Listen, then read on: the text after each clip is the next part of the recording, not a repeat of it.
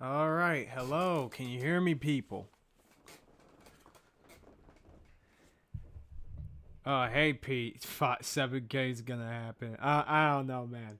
But yeah, this is a quick surprise stream here. Just to see how everybody is and everything, because I felt like doing it.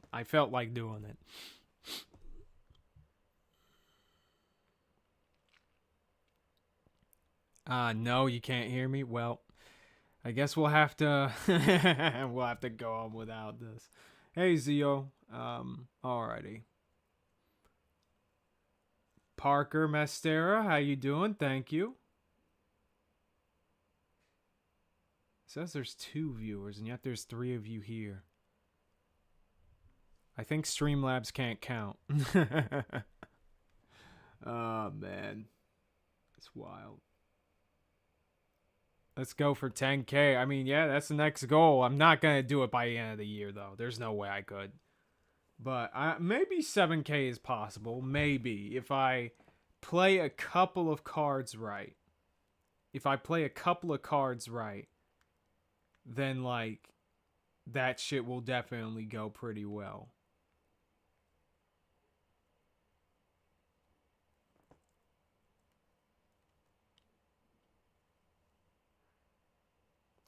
I'll probably be leaving soonish for work. Yeah, don't worry about it, man. Like, it's not like you'll be missing a whole lot. It's just gonna be us being chill and just hanging out, basically. What if I made 5K more bots?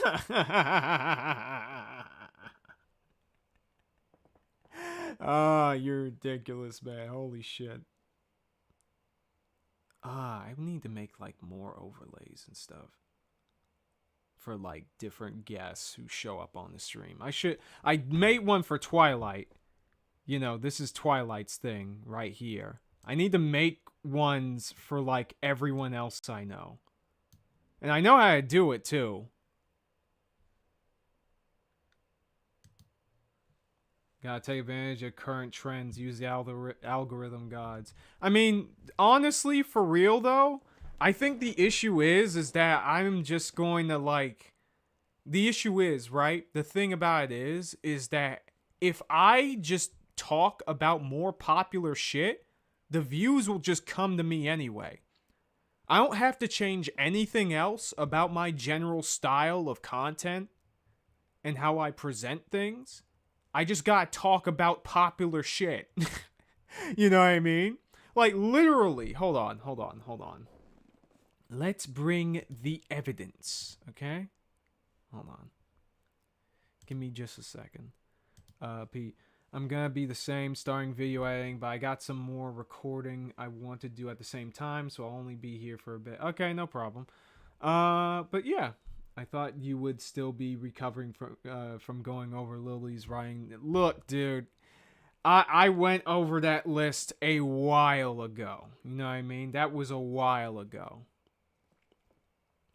On my own recreationally. This is the first time of me, making content about it. But yeah, that list was fucking terrible. Anyways, though, let me actually show you guys what I am talking about. Okay?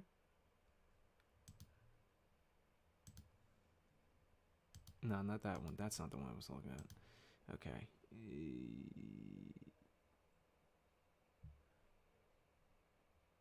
I think this is it. Yeah, this is it. Okay. Okay, I'm hoping y'all can see this. I'm guessing y'all can.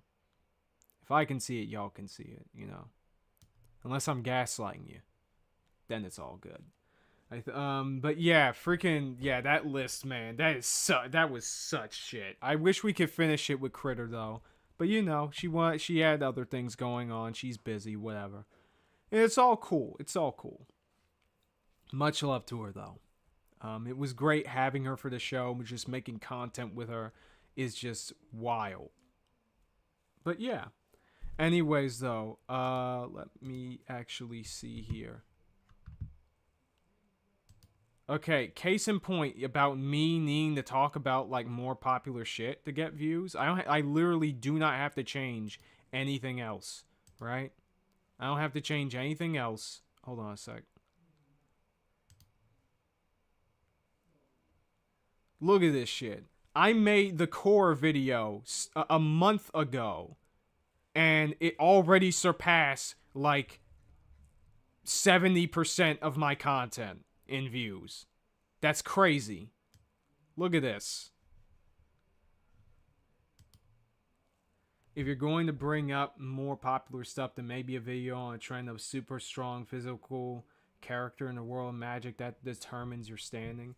I mean, I could do that, I guess. Like, there's a show like that out right now called Wistoria, Wands and Magic. I kind of like that one. Well, I say 7K by end of the year. Look, if the next couple of the question is, do I want to go higher? No, you don't. 7K is probably as good as we can get it. Unless I play, like, if I play the next couple of videos correctly, then I'm gonna get 7K. Hello, robot. Hello, Magician of D. How you doing? But yeah, dude, we have been growing. 5K. I never thought I would make 5K in 3 years, dude. That's insane. You know, all videos are getting more views. People are noticing me. Dude, my World Trigger video is almost at the triple digits. We need this video to get more views, though. I worked really, really hard on this one. Love with Sorrels. Check out Marshall. I need to check out Marshall. Not calling it, but I'm clipping that just in case.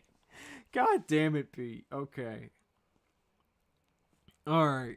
But yeah, Wistoria is okay. Like, there isn't much about it that's really all that interesting. The only thing that's interesting about it is that the main character is doing what he does explicitly because he actively, he's in love with the person he wants to reach at, like, the top of the tower. For those who don't know, Wistoria takes place in a magical place where everybody's good in magic, but there's a character who doesn't have magic, right? And they're in, like, this school, and whoever's, like, the best, you know, of the best in that school becomes, like, a grand wizard person.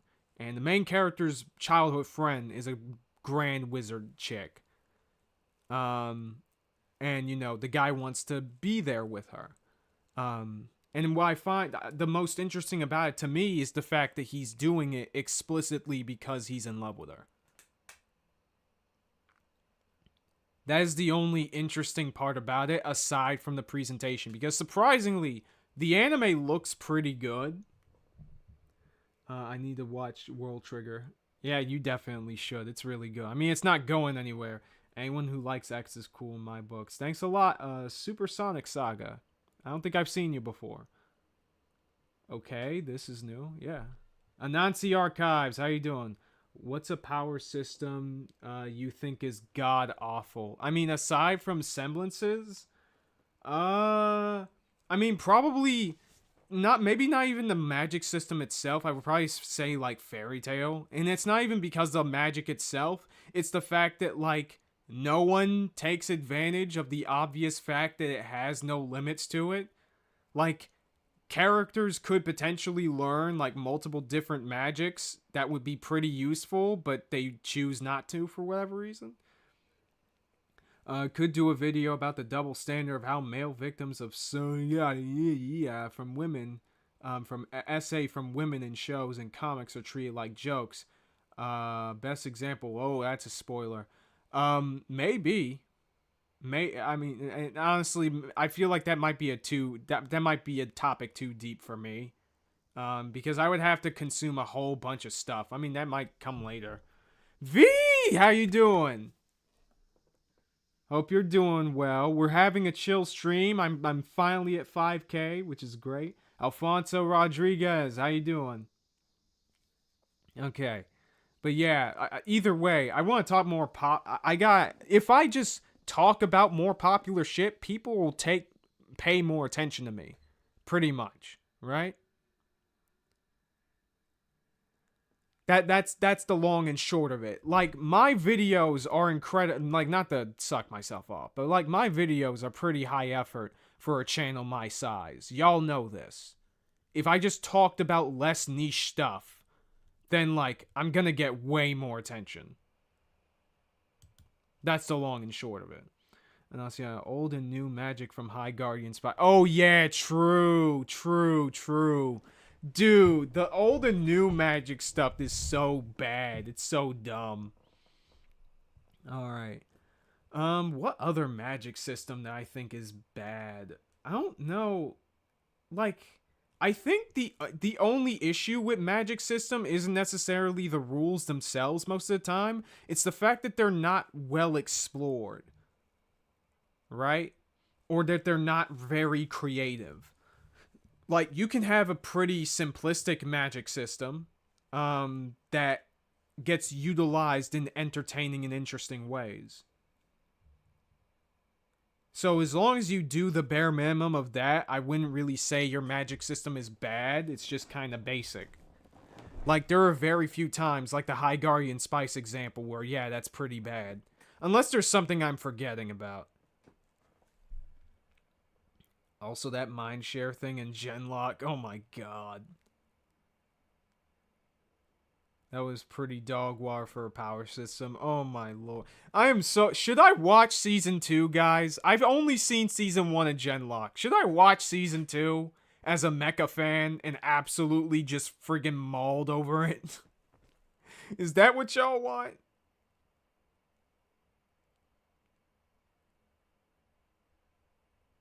Yo, freaking Genlock, too little too late.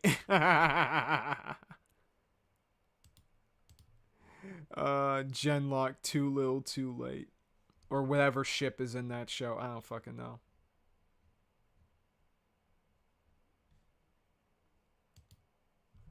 How about Match System and Jackie Chan Adventures? I honestly do not remember. I need to rewatch that show at some point. That's on the bucket list. Because I used to love that shit as a kid. Alrighty. So, not to keep up any more dead air anymore. I have one main event, and the rest is probably going to be pretty chill. That main event being a response video. Because y'all love those. Y'all love it when I bully people. Okay? So there's this guy, Pilgrim Pass, who made a video called Sword Art Had a Point, Bro. Now, I will say, I watched the first 3 minutes of it, and it seemed like it seemed like it was serious, but I'm holding out hope. Okay? I'm holding out the faintest hope that it could possibly be just a meme. Oh yeah, being a... If you have anything good to say or think about Genlock in any way, avoid Season 2 like the Black fucking Plague. I mean, I barely have anything good to say about Season 1 of Genlock. Thoughts on Power System for Hunter x Hunter. Literally everything everybody else says. It's pretty good as far as I'm concerned. There's only like a couple people I know about that actually actively don't like it.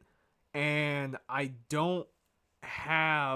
would need to rewatch the series again and, fill in my understanding of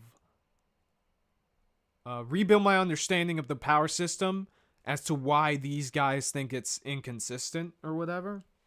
This will be the video of all time, yeah. I think the problem with finding a bad power system is that it requires that they be loose and contradictory enough that it's hard to call it a system. Yeah, basically. Hey, Jake the Surgeon, friend of the channel, for $2. I saw Kaiser respond and I clapped. Ah, my god. Just consume video and be excited for next video. Sword Art had a point. I call bullshit. I mean, look, man, maybe this Pilgrim Pass guy might actually be cooking with something, okay? It's got 36k views. There's 88 dislikes, Actually, wait, 36K for a 79K channel. That's yikes. Okay. Let me actually check the rest of his catalog, cuz that seems pretty abysmal. He made that video 10 months ago. I'm guessing that's the alarm for Jake.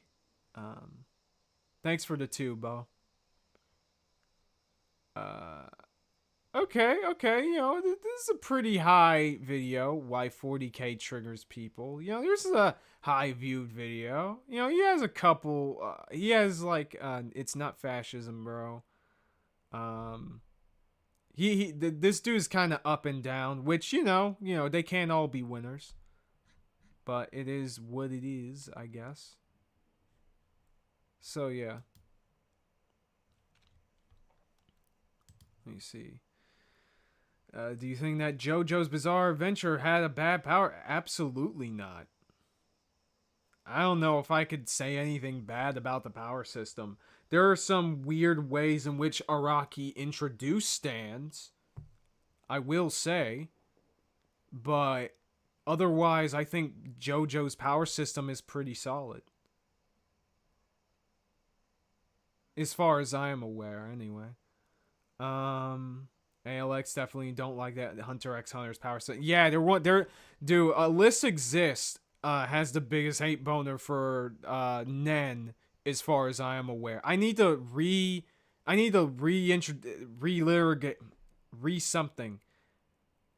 recollect my knowledge on Nen, so I can figure out whether or not I can even argue with them on that shit. I agree that SAO has a point and something to say. What it has to say and how consistent that point is with the story is the issue. Thank you, Jake, again, for the $5 donation. You are absolutely correct. So, with that being said, let's get to let's see what he has to say. The hate that Sword Art Online has gotten is one of the most mind-boggling things I've seen from the anime community. In my circle specifically, it was so prevalent to consensus that I accepted it as true and never gave it a try. It literally took a global pandemic and it being the only mildly interesting thing on Netflix with French dubbing available for me to practice to finally get me to watch this thing. And when I did, I was like, I actually kind of like this. How much did I enjoy SAO? So much I saw the first progressive film in theaters. Hey, leave me alone! But when I admitted this to a friend of mine, she was like, ew, gross. Which was shocking, actually. And since then, I mostly kept my opinion on SAO to myself. But as we live in a time where Lex Friedman goes all, do you believe we're in a simulation? Actually, Lex, your face is a simulation. You're trapped in a reality I control with my cyber jujitsu. Maybe now I can finally find love. This all actually brings some of the themes of SAO to the forefront of very... Oh yeah, because no one has ever talked about the themes of SAO before, right, guys? Like, okay, I understand wanting to, be contrarian and say that, this shit actually slaps. But I hate it when people say, oh, I don't understand why people are feeling this way.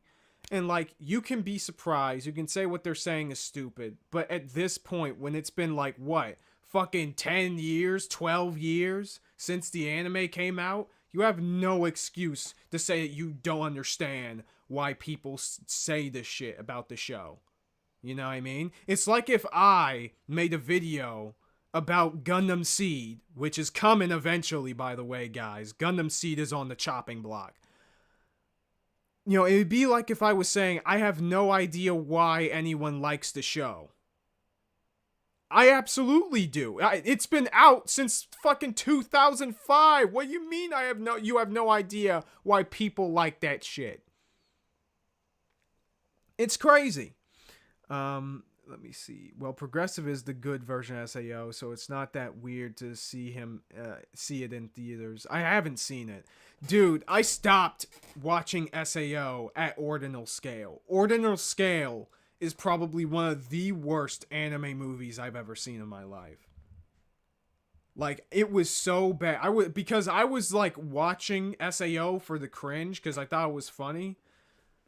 And then the ordinal scale was so infuriatingly stupid that I just was like, okay, I'm done with this. What are the themes of SAO? That's the dumbest question I ever heard. I mean, yeah, SAO obviously has some themes it's going with. You know, the connection, the meaning of like human connection, you know, in the internet. What was a human life worth in a world full of data where you can create, like, potentially create AI that replicates people?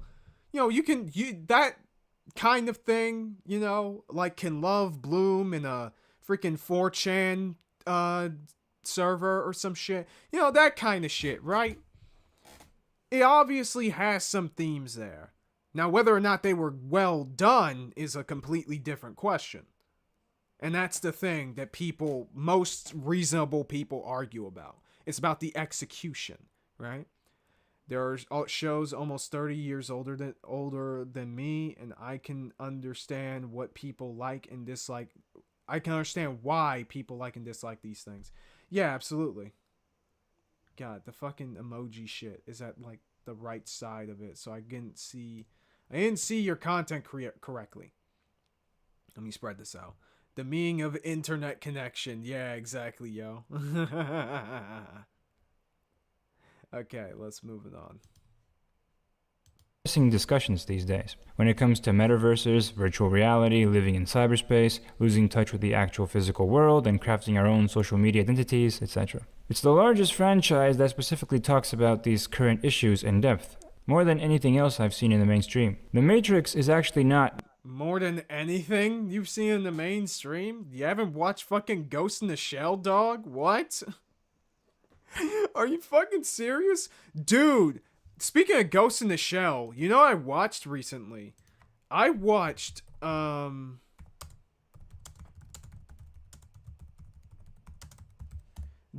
I watched, like, the movie version, the compilation movie of Ghost in the Shell, The Laughing Man on YouTube, because it's just free with ads now, for some reason. It still holds up really well.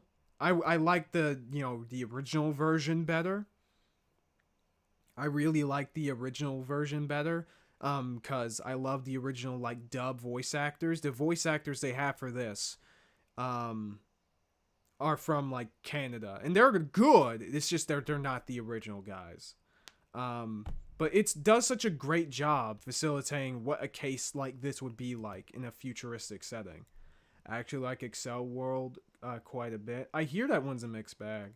Isn't this the anime where the main character is considered a Gary Stu? The very same. Jesus Kun himself. I'm talking about SAO, by the way. What has this dude consumed in the past year if this is what he considers to be never done before? Exactly, bro. Like, are you serious? Hold on. About big tech taking over our lives with artificial realities and an existential confusion of living too much in the digital space. It's about Plato's allegory of the cave, or gender dysphoria, one of those two.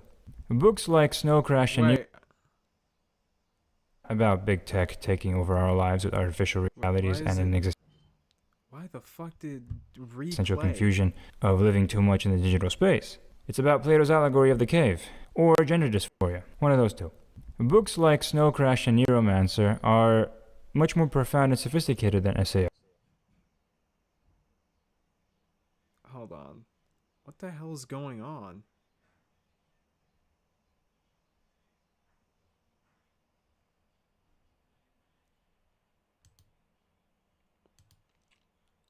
Okay, are we good? I think we're good.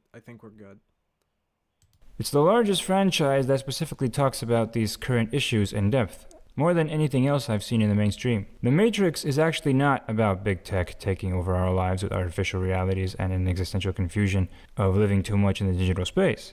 Okay, I'm not a big Matrix guy, but I feel like that is probably one of the bigger themes in it. I don't know enough about it to, argue that point, but still. Video girl I hits harder now that AI girlfriends are a thing? Absolutely. That was an OVA, right? Oh yeah, I guess he likes Sir Sick because his helmet is... What? I don't know. Anyways. It's about Plato's allegory of the cave, or gender dysphoria, one of those two. Books like Snow Crash and Neuromancer are much more profound and sophisticated than SAO, of course, but they're more highbrow books, consumed by a very specific type of audience, whereas SAO brings these important reflections to a wider and younger audience. Yeah, but it does so in an incredibly blatant way. Like, I understand that, there's nothing wrong with creating a show where you portray complicated themes in a simplistic way. The problem is that a lot of SAO is really, really fucking stupid. Even for a 12-year-old, right?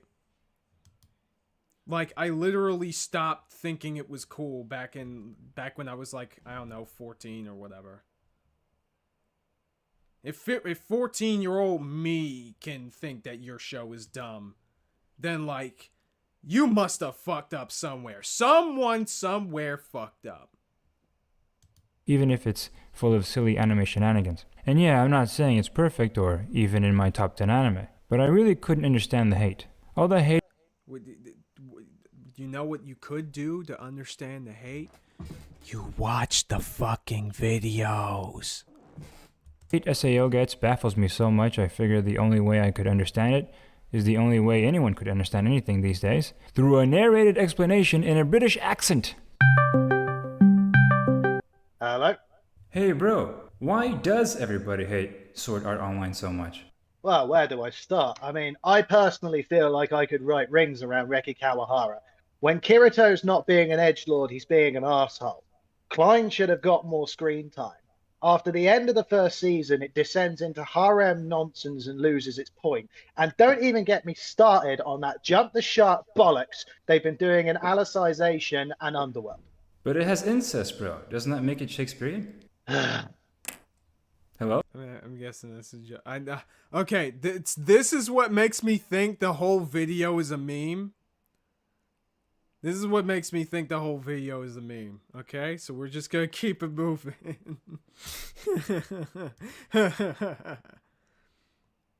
I mean, this is the best representation of his topic that he's seen. That's fine because it's a neutral statement. It's not like he's saying that you're on anything better out there. I mean, I guess. I don't know. It's still really weird. These things are not SAO is something competent on how they handle versus book he brings up. Yeah, more than likely. I haven't read those books. Fuck, I'm an anime fan. You want me to read? Get the fuck out of here. Oh? Bro? You there? Hello? Hello? This isn't to say that I don't understand the criticisms people have for the show. They're absolutely valid criticisms. I even enlisted them on screen. But what actually confounds me is that... Okay. Incest, weird tentacle scenes, weird pervy abuse implications, harem BS, really annoying female characters, impossible hat trick plot contrivances the MC pulls out of his ass, annoying arcs you have to sit through. Yeah. And that makes up the majority of the show, aside from the incest, I guess. So, like, I don't know what I don't know, man. Like, for a show to be good despite these pretty big problems, you would have to pull off something. You gotta pull off something, buddy. I mentioned the incest plot line. That's what made me drop the show cold turkey. Bro, and I was 13 and had no idea what the word even meant at the time. Wait, you know what incest was at 13? That is wild to me. I ain't never heard of that shit. The whole insisting, I don't think it should have been in the show, but I do think that they treat it with a level of respect. They didn't know what they said was wrong. Congrats on 5K Kaiser from George J for $2. Thanks a lot, dude. By the way, guys, feel free to donate to my coffee. It's not only in the description of basically all of my videos, but it's also in the about section on my channel. So any amount is good. Anything helps to get better equipment and better stuff for the content going forward. Okay? Shill, shill, shill. Shill, shill, shill, shill. Shill, shill, shill, shill, shill. There we go. I was the exact target demographic for the show, so it really says something that it failed to hook me anyway. Yeah. I didn't even think the show was good when I first watched it. I thought it was alright and it was pretty cool during the Einkrad shit. But literally right after that, I thought it was cringe. Yeah. And you know, Trixie, formerly known as Digibro, helped a lot with that. And a bunch of, and like, I didn't just see the negative reviews either. I watched both sides of the debate, because there were people at the time defending SAO to the fucking death. You know, I watched videos from those people, and I watched the show for myself, and came to the conclusion that it was bad, right? Because Kaiser is always right, okay? Kaiser, don't say incest. You want Lily Orchard coming in here, and that's her favorite word. Oh my god, no! You're right. I should keep mentions of that to a minimum. But that depends on this guy right here. That aren't these issues common in anime in general? Yeah, and people hate that shit too. Wait a minute, bro. Wait, what? Okay, name me an anime that has a really annoying female character that people don't complain about. Dog, what? Okay, this is what I mean. This is what I mean when I say this guy is memeing. I was a stupid 21-year-old at the same time and loved it.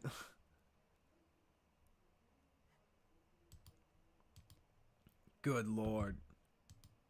Astounds me is that aren't these issues common in anime in general? Wasn't all this in the weeb social contract we had to sign before engaging with the medium? This is why everyone calls weebs degenerates, even if there's all the same BS in widely acclaimed shows like Game of Thrones. But it's not necessarily in Game of Thrones. Like in Western media, like, yeah, they're like most of the time we don't do like sex jokes in ostensibly kids content. Like there are subtle jokes, there are tongue-in-cheek stuff, you know, like in Ed, Ed and Eddie or something.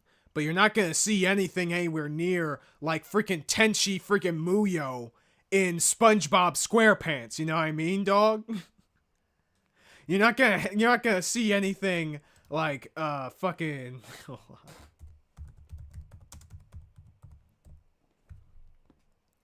You know, you're not gonna see anything like the fan service scenes in fucking Tenchi Muyo in fucking SpongeBob SquarePants. That's just not gonna happen. Also, OVA, they have the full like Ryo-Oki stuff. Dude, I need to rewatch Tenchi and like catch up on what the hell even is Ryo-Oki. Because like I watched one of the recent, I guess, seasons of Ryo-Oki, and it's so fucking boring, dude. It's so fucking boring.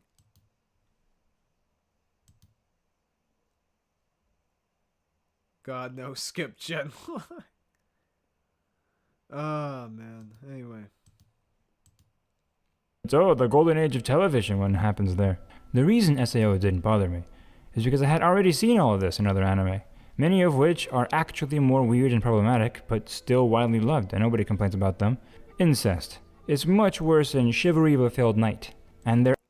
Yeah, I agree. It's a much more weird thing in Chivalry of a Failed Knight, but Chivalry of a Failed Knight has this weird thing, this very secret ingredient, the Krabby Patty secret formula.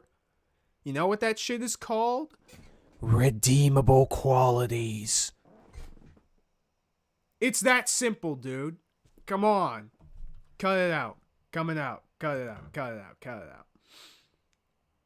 GOT takes place in a time where incest within royal families are acceptable. Yeah, and it's taken seriously, too. You know what I mean? Like, it's used in a way to facilitate interesting character dynamics and set world building. Because that's what they did back in those days. In regards to SAO, you can argue it gives, like, Sugu a character. But after that point, basically she has barely much character after that point. So it's like, bro, why the fuck? Oh, this guy's one of those. Yeah, yo. Keep in mind, Chivalry of a Failed Knight. Good show. I think I gave it like a 7 out of 10. Hold on.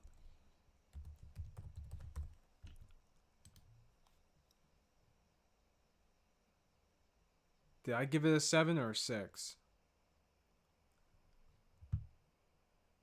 By the way, these are the shows I'm watching right now. Not in the same order, by the way. I need to get back into Legend of Galactic Heroes. Wait.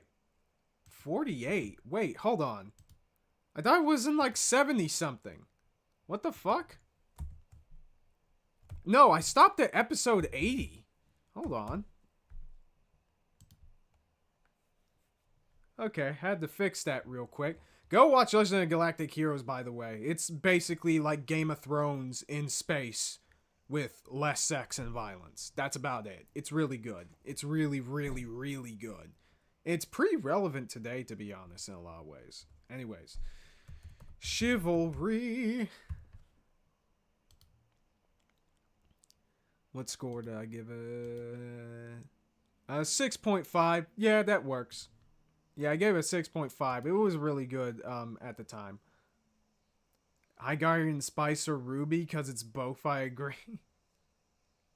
Oh yeah, in terms of like the world building and fucking power system, yeah, they're both pretty trash. I think in a lot of ways, from what I heard about Hygarian Spice, because I never watched that bitch. From what I heard about Hygarian Spice, the magic system makes arguably less sense. Chivalry also at least has characters in universe that acknowledge the sister is being very weird. Yeah, absolutely.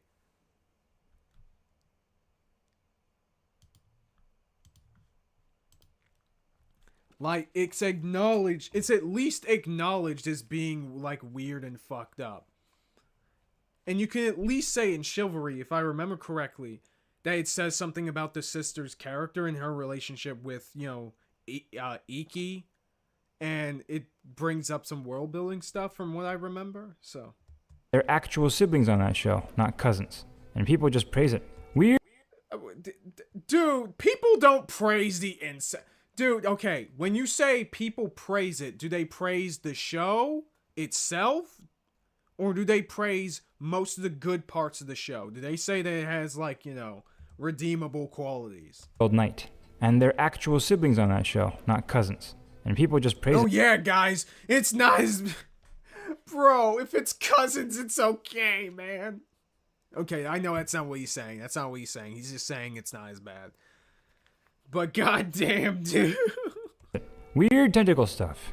This scene didn't go too far. It pretty much stops there, and this scene illustrates an important danger of virtual reality, where the most depraved garbage in the human psyche can be manifested onto people, creating new...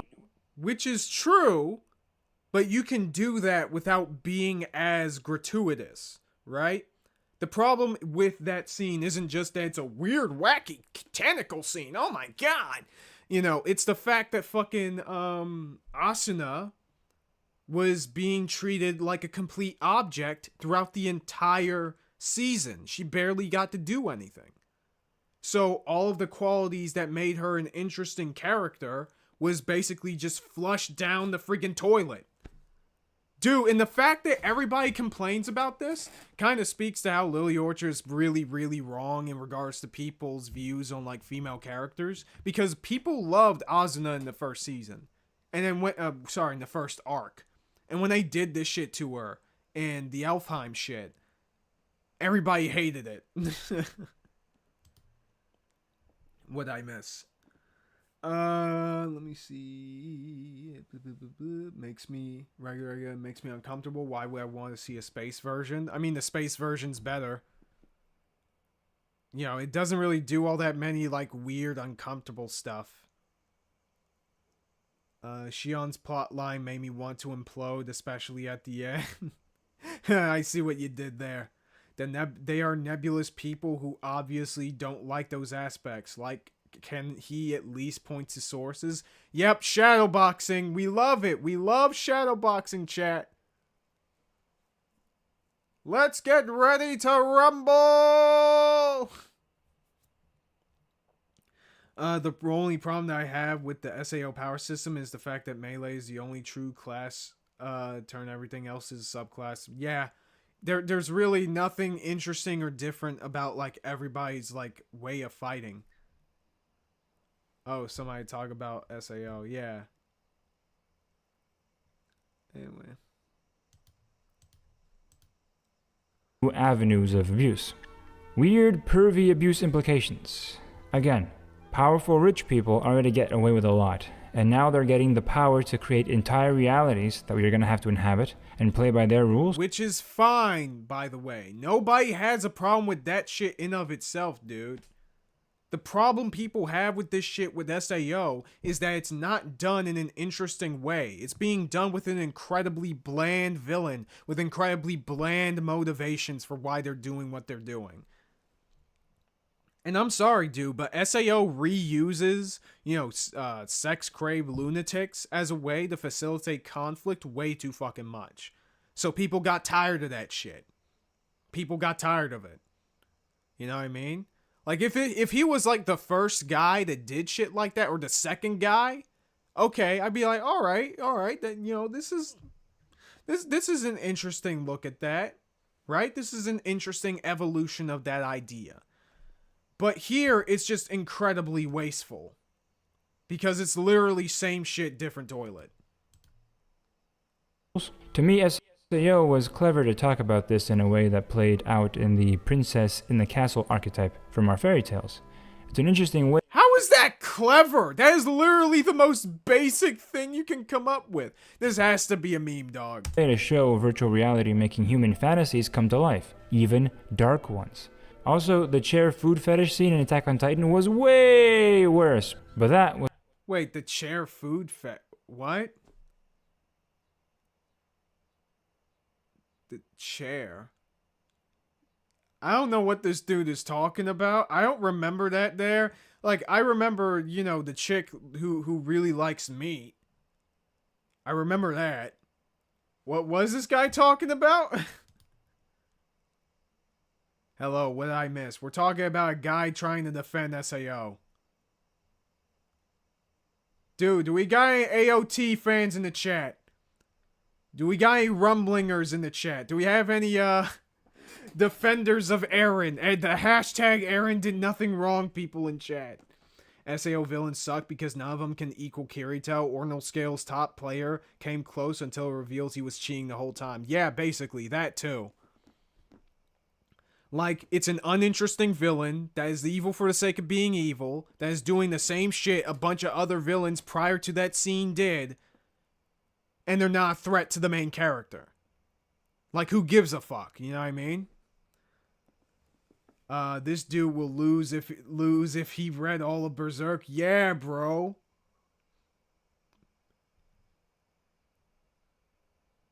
Oh my god. It's so... I don't know, man. Peeps like to abbreviate stuff, huh? Like SAO and JJBA, yeah. I mean, it's useful, I do not remember any chair fetish scene. Yeah, bro, wait, what? Like, what even is that? I don't remember. Was there a chair fetish scene in Attack on Titan? If it did, I forgot. And even then, I don't think Attack on Titan's, like, first 2 seasons are good anyway. I didn't like them. Let's just say. I didn't like them. I haven't finished the whole thing yet, either.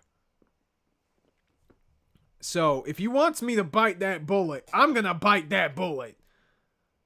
We have an easier time defending Lunatics Unleashed. Also, in case you don't know what the show is. Yeah, I understand. I know what Lunatics Unleashed is. I need to rewatch it. It's a shame this video is so bad. His 40K video was pretty spot on. I mean, again, maybe this guy is memeing. I haven't even watched SAO. I've only seen Trixie's videos, yeah. Was done to an adult man, so I guess it disturbs people less than a pretty typical Rapunzel plot, I guess. Wait, what? Wait, there's a... Okay, wait, hold on. You can't just throw that out there. I'm real... I don't want to type that, chat. Somebody look it up. I don't want to type that in my Google search, okay? Oh my god. Harem BS. Okay, it's not a real harem anime, and Mushoku Tensei is an actual harem anime, and everyone really loves that one, so I don't get it. Yeah, because Mushoku Tensei, even though I don't think Mushoku Tensei is good, at the very least, Mushoku Tensei actually tries to make it interesting. To make it, like, well-written and engaging character shit. You know what I mean? I don't think it does it well. I think it's even more pervy than it is in SAO. But at the very least, I think Mushoku Tensei tries to actually take the weird anime shit that usually happens and tries to utilize it in a way that makes the story interesting. That's it. You know what I mean? Again, and this is coming from a guy who doesn't even think Mushoku Tensei is good. I don't think it's that good. I think everybody's kind of coping a little bit, but I understand why they watch it, why they think it's like high art. Because look at what they have to compete with. You know what I mean? Literally compared to every single other isekai, Mushoku Tensei has 10 billion times more effort put into it. That's just facts. You know what I mean? So yeah, people are willing to look away from these aspects if it has redeeming qualities. That's just how that shit works. Mushoku Tensei tries and fails to such a horrible extent. Yes, but it tries more than SAO, and that's what matters. Really? Thought only personally knew about Lunatics Unleashed. Yeah, that's the thing. Also, Kaiser, you think if I say Lunatics Unleashed, people will want to check it out? Depends on where you're at. I think most Zoomers like us kind of know what fucking Lunatics Unleashed is. Like, if you grew up with Kids WB, you know what the fuck Lunatics Unleashed is. Hold on, let me plug up my charger.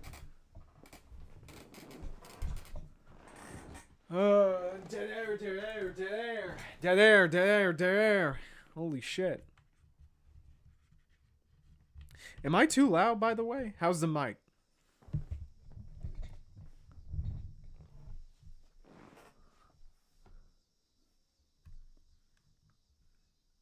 I'm gonna refresh the chat real quick, just to be sure. Man, I've actually had Lunatics on my mind because a terrible video about cartoon remakes. Ooh, really? What video is that? Put the link in chat. We might respond to it. But yeah, Mushoku Tensei actually tries. It's bad, but at least I can say it tries. Oh, fuck. And also, Mushoku Tensei is more disturbing than SAO. Yes, but it's more disturbing in a way that at the very least attempts to make sense within the world of the show. And tries to do so in a way that at the very least people are much more willing to get behind. And also, that's a later show. That came later. So even if you want to argue that, oh, it's hypocritical that people treat SAO like this when a different show does the same shit, for all you know, it's because people's tolerances could change over time. Like, fucking SAO came out in like 2012. Mushoku Tensei, the anime, came out at like 2022 or some shit. Hold on. Let me actually check this shit.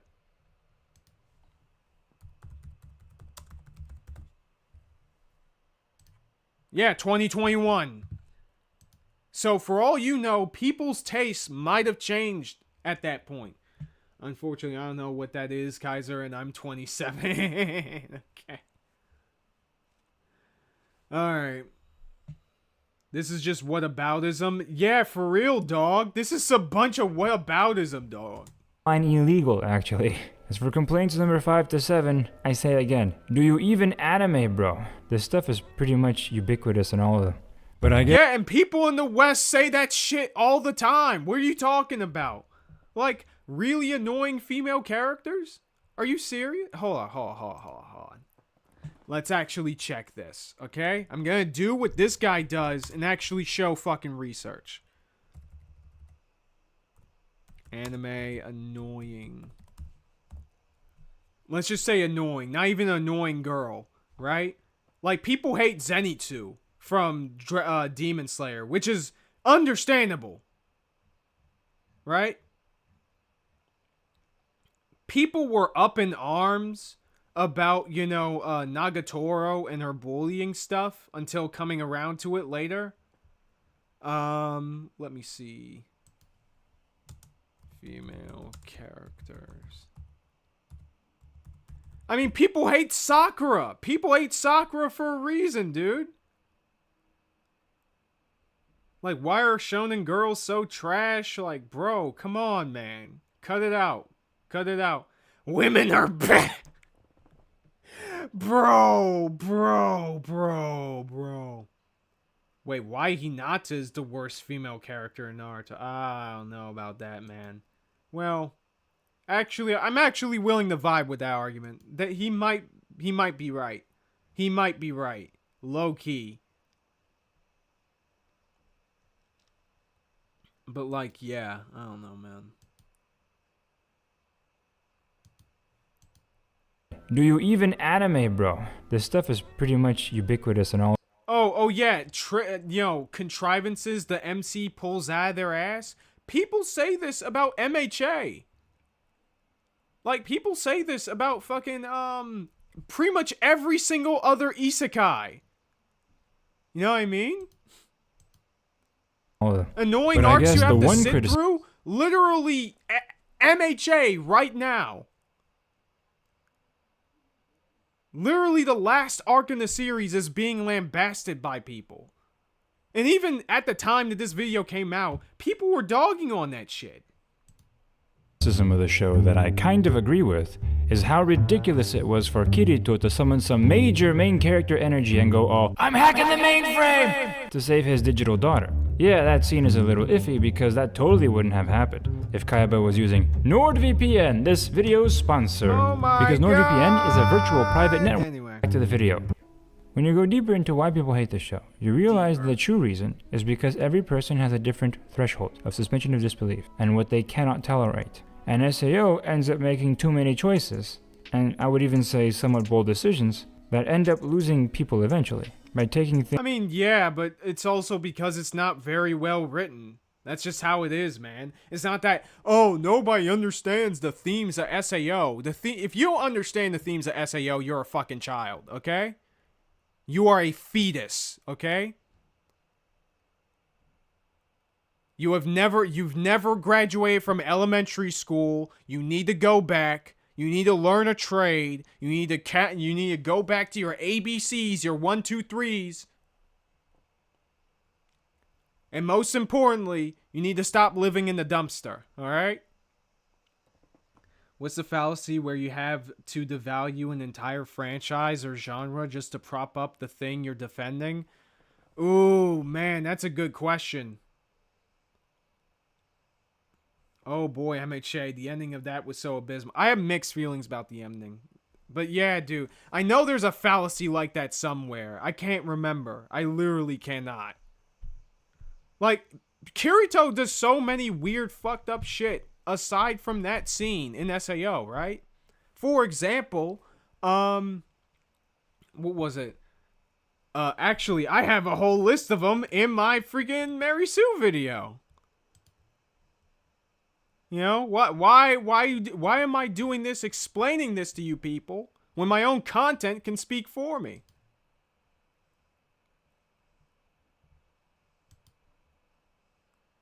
Let's see. Oh yeah, Jesus Kun Resurrection. Oh, I love the titling that section that way. By the way, this video surpassed the views of Lily's original video, which I am so happy about. Oh my god, that is the biggest win. That is the biggest win of the night, people. 48,000 views, and I think the last I checked, her original video was only 42. So we won, ladies and gentlemen, we won. And it's all thanks to you guys. Is Mary or Gary? Like, Lily, I know you don't exactly give props to anime that often, but what rock were you under when the entire internet collectively bullied Kirito from Sword Art Online? And can I join you? Kaiser, she wasn't under a rock. She was on a rock. The fourth one from the sun.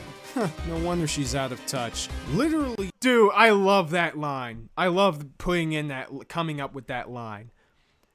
Oh, she's from, the fourth one from the sun. No wonder she's out of touch. Oh! Like, dude, I think that's a sick burn. I think that's a sick ass burn. What y'all think?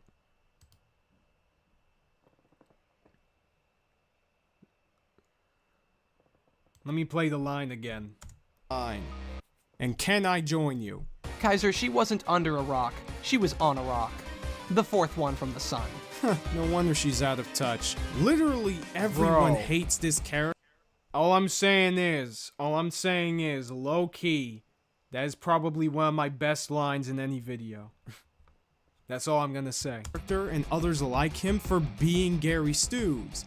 But how can that be when he's got a working boomstick? Gee, it's almost like people are operating under a definition that isn't just women are bad, okay? No, women are bad. In no short order, Jesus Kun's exploits include becoming a genius level programmer at the age of 14, at most. Basically, he is the best player in every game he plays, to the point of superhuman reflexes by the narrative's admission. Has all the women pining after him, including his cousin, able to hack into a complex AI, which I guess Lily would not see much of a problem with. Like 20 seconds, probably less, can block bullets because he practices fucking kendo, never loses a major fight of any consequence, and not because he's smarter either. It's just the narrative just decides that he wins. He willed himself into living when he was killed in a death game. Here's the thing though. Yeah, and that's only the tip of the iceberg with all the bullshit Kirito did. So it's not just the scene of hacking Yui that people have a problem with. Things in an unexpected direction a lot of the times. That's why everyone has a different point where they just had too much of the bullcrap and abandoned the show. Including me, by the way. I stopped watching at the Alicization arc. That's when I thought it was just too stupid for me. For similar reasons that Mother's Basement critiqued, actually. Here's why in a text wall. But to me... Oh man, cracked the code of AI alignment by accident when religion formed, making them perfectly obedient to their creators through a dogmatic spiritual code of conduct, which is exactly what you want in military assets, which is what these AI were created for. But these absolute morons send Kirito in to start a secular revolution and make them cynical and disobedient to the gods. That's us. We're the gods. You want your military assets to have a revolutionary God is dead for we have killed them mentality? Are you on shrooms? Dude, if freaking Alicization is where you think things got full Maverick, I don't know, man. You must have a high tolerance for fucking bullshit. Because I want to know what anime is nearly this bad, dude. Me, the first 3 seasons were still pretty good.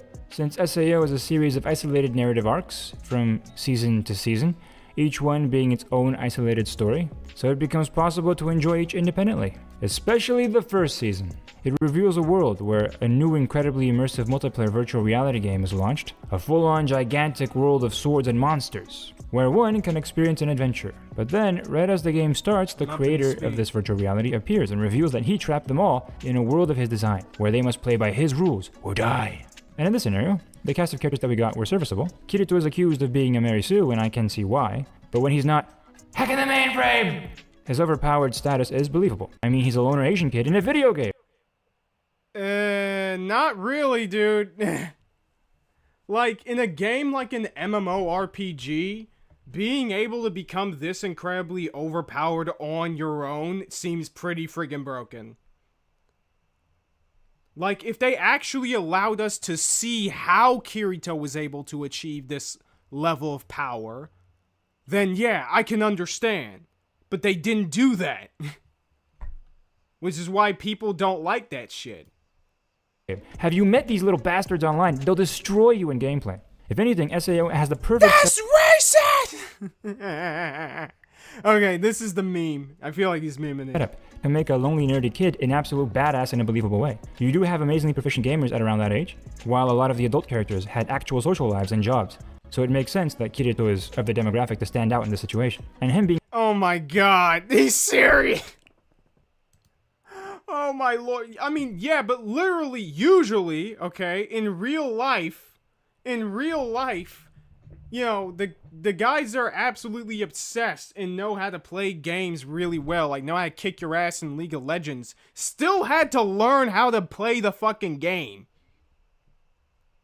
And we get, and I would imagine if we were making a movie about these kids, we would have to actually, you know, see how they managed to do it.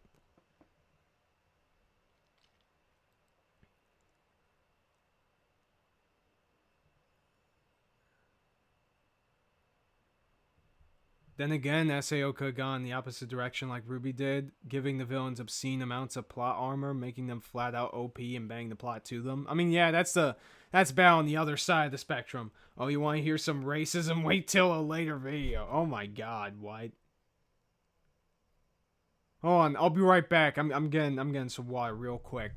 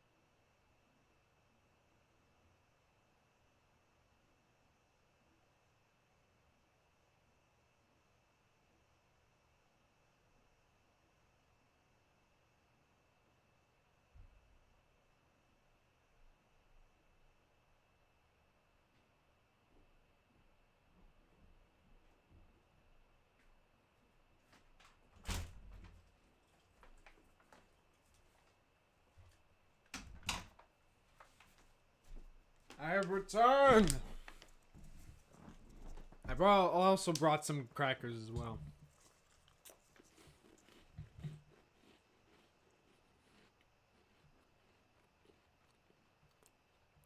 All this is just fueling my belief that SAO Abridged is awesome. That's the best Abridged series ever made.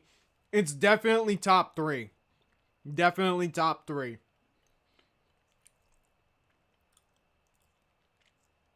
Don't know whether or not I would say... I don't think it's better than DBZ Abridged. But it's very fucking close.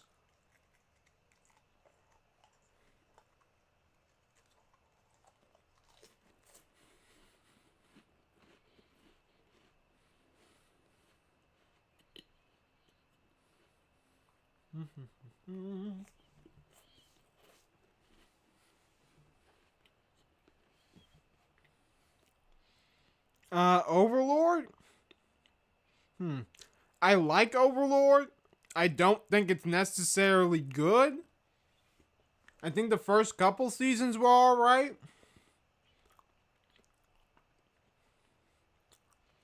And I do like some of the world building. Other than that, I just think it's kind of fun.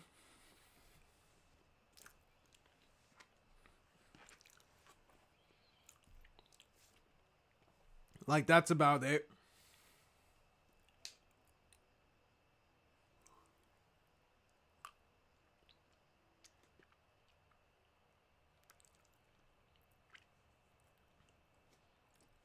Oh yeah, Abridged Asuna shits all over canon Asuna. Then again,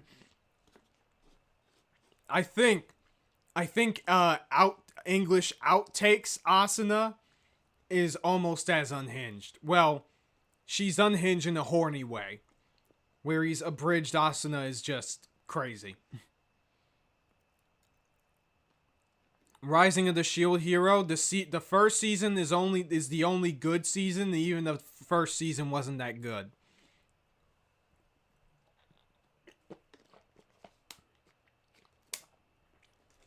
Like, here's my biggest problem with Rising of the Shield Hero, right? Like, after the initial season, it kind of got boring after a while, because I felt like the story was dragging past where it really needed to. The plot kind of got convoluted, at least in the manga. I'm more of a manga reader for it, keep in mind. So, I didn't really think it's all that good after the initial arc. And even then, the initial arc wasn't very good. Not because of the, any of the cringy shit people disliked it.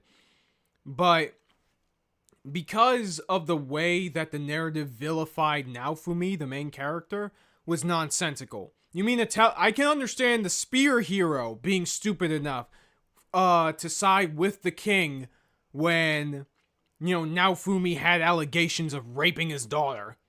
Right? Or assaulting his daughter, sorry. But you mean to tell me that the sword hero and the bow hero, who were characterized as being pretty smart, just believes them? Are you serious? When they're in a different world and they have every reason to believe that, these guys might be on some shady shit. The narrative never justifies that. And I feel like there are a lot of uncomfortable places they could have taken Naofumi's character, but they chose not to.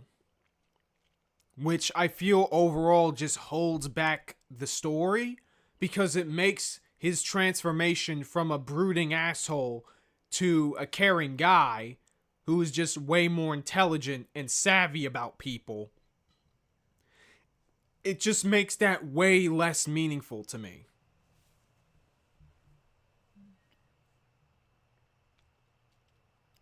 Oh, I think the reason why the kingdom treated the shield hero like shit is because some bullshit basically, I think it's because the old shield hero was, friends with the furry country. Like, he is, like, the furry country's #1 guy. And they hate the furries. So they wanted to shit all over the shield hero.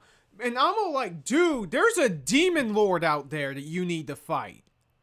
You mean to tell me that you would rather threaten the possibility of not being able to beat the demon lord? You even waste a magical super weapon so you can try to kill Naofumi because you just want to destroy the furries and not the freaking demons? What is wrong with you? It's so stupid. So stupid. Shit like this is why the show, to me, just freaking fell off early on.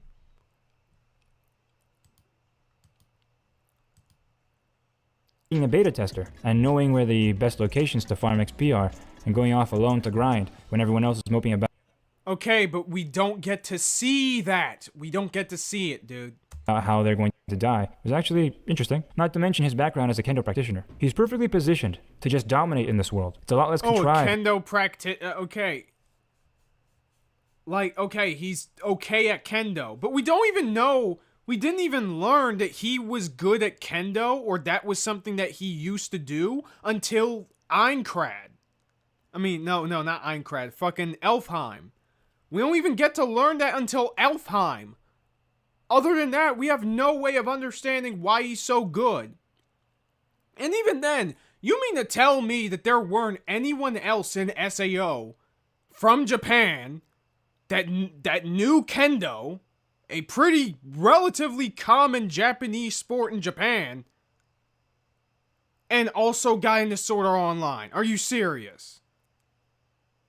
Yo, you are pulling my dick right now, dude, and I did not consent either.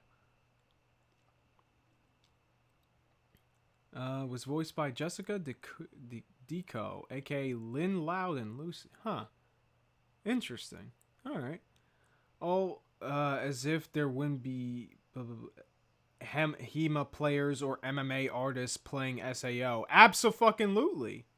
Yo, Switchback. I just realized, Switchback channel. Saito, friend of the channel. How you doing, dude? Sorry, I didn't notice you until later, dude. I think you sent the comment earlier, and I agreed. My bad, man. My bad. So like Leo's shield from Ruby. Kinda.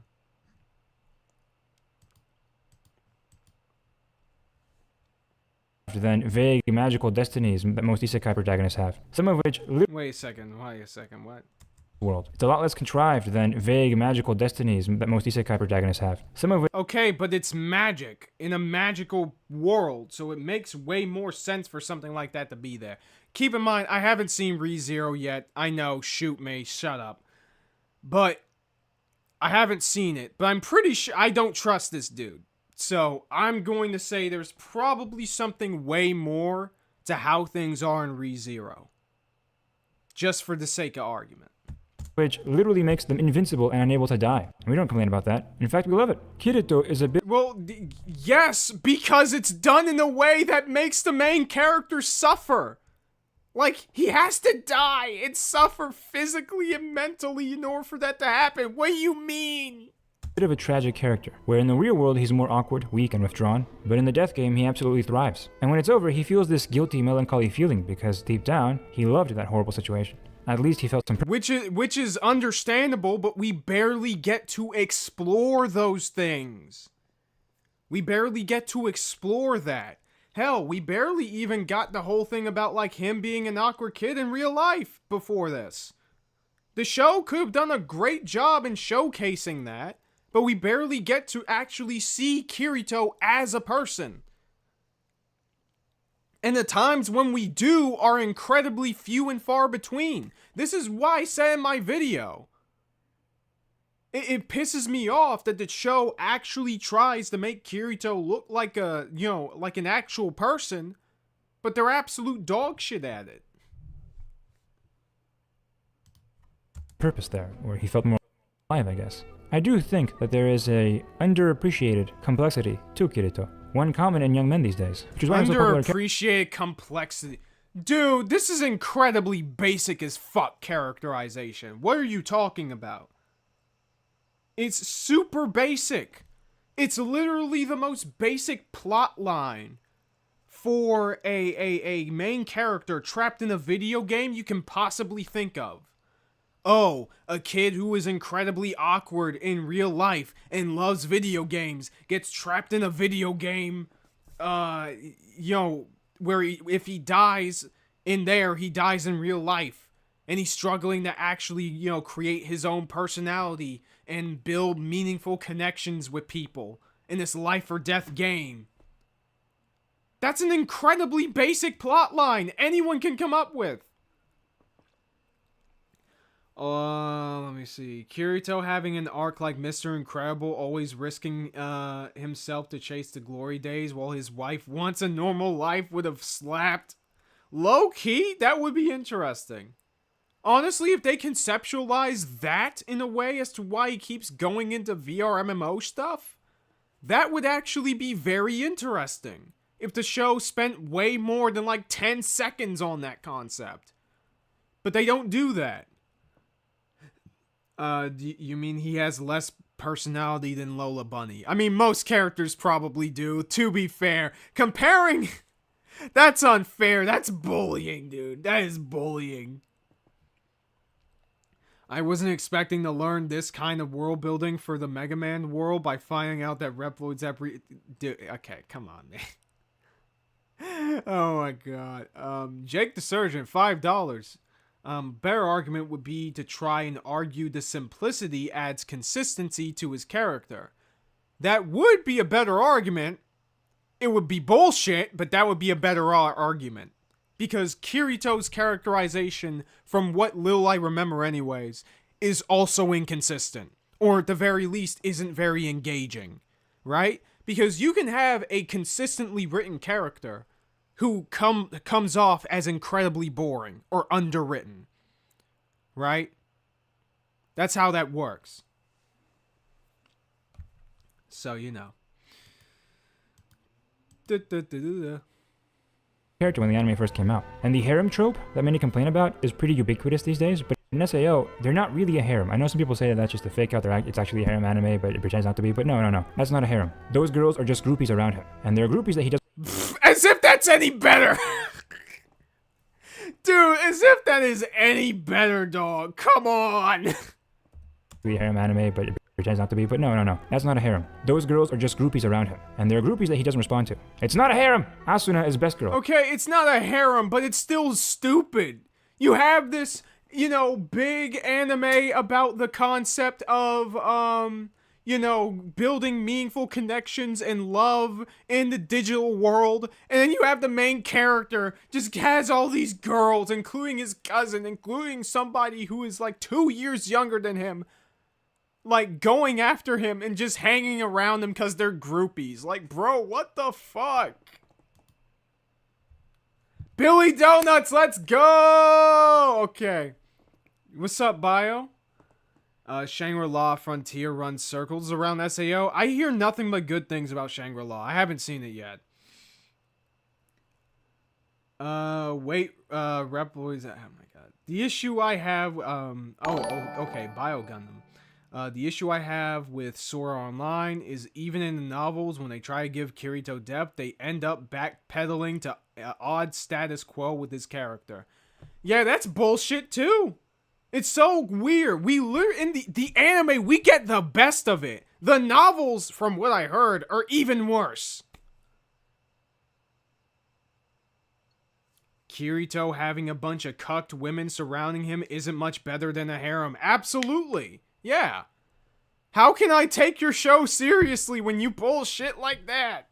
Like, unless there are actually good redeeming shit in your show, why should I take your show seriously when you do stupid shit like that? It's nonsense. Maybe you need less anime, Kaiser. Well, you know what? Maybe I do. Maybe. Asuna is really chill about women getting real close to her husband. For real, dog. Yeah, a bunch of hair. Oh yeah, you know what? Hi, Fies, you're absolutely right. Yeah, a bunch of harems are one guy likes one girl, but a bunch of others ones hang around them. Yeah, what harem doesn't this apply to? Like, there are so many harems that do this. I'm pretty sure Chivalry of Failed Knight technically is one of them. There's there's Chivalry of Failed Knight. There is, hold on. Fuck. You know what? Let me go to the harem tag. Where is it? Heterosexual. Why is that a tag in Annie list? What the fuck?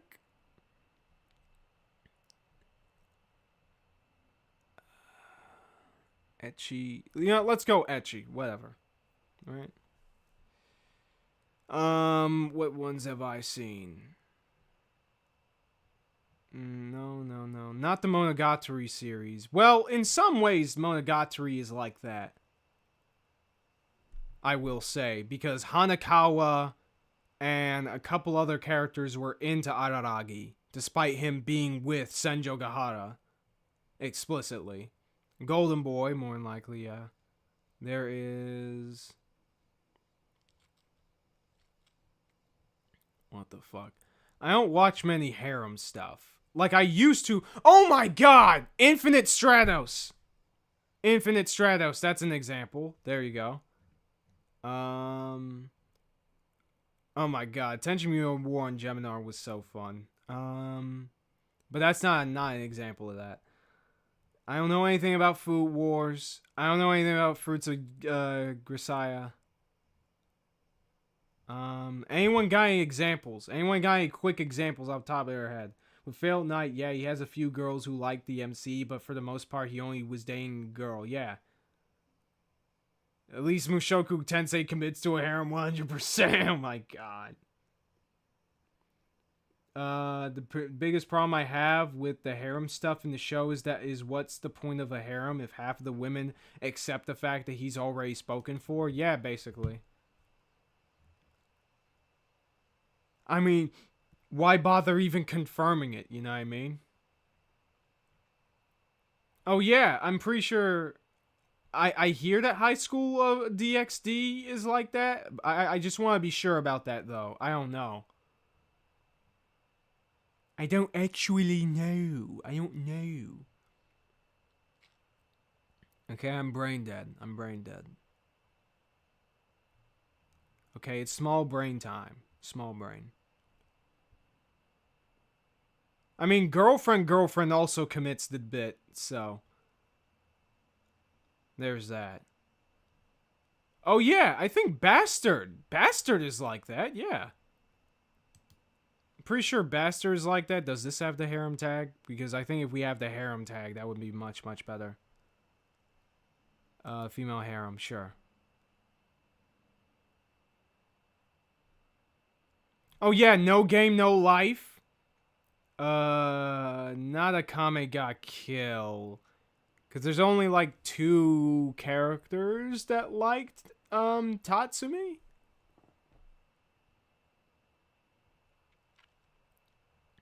Yeah, there were only 2 girls that liked Tatsumi. So... Not, Origairu. Origairu is not a harem. Not even close.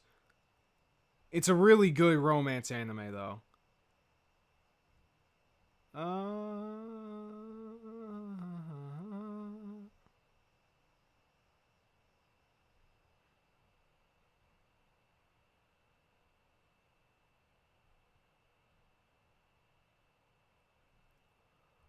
God, so many of these shows I haven't fucking watched, dude.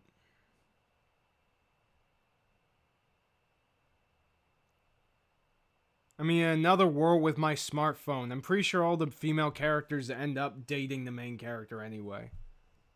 So that one actually commits fully to the harem shit. Rama 1/2, maybe? Oh yeah, probably. I would second that. Some of these tags are a little off to me. Yeah, yo. Like, I don't know if fucking, what was it? Chivalry, sorry. Yeah, I don't think, does Shield Hero fit into the female harem thing? Because there's only, like, 2 characters as far as, well, 3. There's 3 that I think do have a thing for Naofumi. One of them is really, really, really debatable. With Konosuba, only 2 girls like him, but they're not groupies around Kazuma. Infinite Stratos, definitely, though. 110%.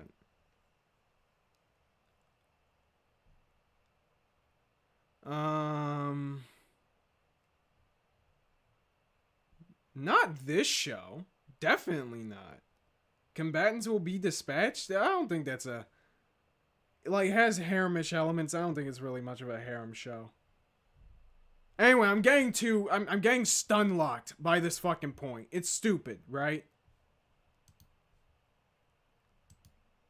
And it's his one and only. And it surprised me how they just got married in the first season. I mean, they have a full romance arc, you know? Boy meets girl, boy likes girl, they confess their feelings, then they get married, adopt an AI daughter.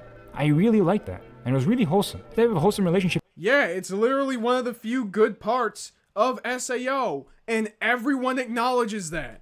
You don't really see in anime. There were no love games, no love triangle, just a boy and a girl finding real love in a dark place and being the strength of one another. I really like that. People insist that it's still just a harem anime for mere wish fulfillment, so that sweaty, lonely nerds can feel like they too can have a bunch of girls pining over them. And yeah, I guess there's an element of that. But to be honest, the groupies of girls around him made a lot of sense. People act like it's unbelievable nonsense. Because Kirito doesn't have a personality, but do you even the female mind, bro? Aren't famous sports stars and celebrities surrounded by ladies? And when it comes to no personality... Yeah, because sports stars have personality, and their achievements make sense.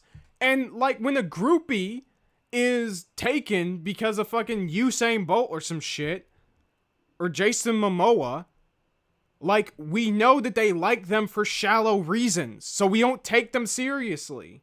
The narrative wants us to take the stuff that Lisbeth and all these other characters feel about Kirito seriously enough that they just want to hang around him, despite the fact that he literally doesn't do anything. Like, the dude has just zero riz.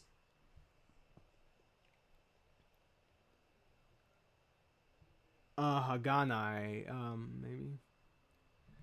Yeah, the raccoon girl likes him, the blue princess like him. I think the chicken likes no. There's a character later that says that she might be into Naofumi, but I don't remember. It's like a manga thing. Let's see. Sword Art Abridged fixes all the screwed up character motivations while being funny. Abso-fucking-lutely. I read the novels for Infinite Stratos. Oh, did you, Bio? That basically borderline confirms that the MC isn't as dense as he seems. He mostly plays dumb because he likes most of the girls in his harem and doesn't want to rock the boat. I can believe that. The Power Ranger Isekai anime? I want to watch that. It looks really cool. Also, I need to watch Loser Ranger too, because people were really loving that one. What about Timothy Chalamet and his one facial expression? And he still has legions of fangirls. Wouldn't it be even more so? I mean, yeah, because he's a movie star. He's a handsome guy.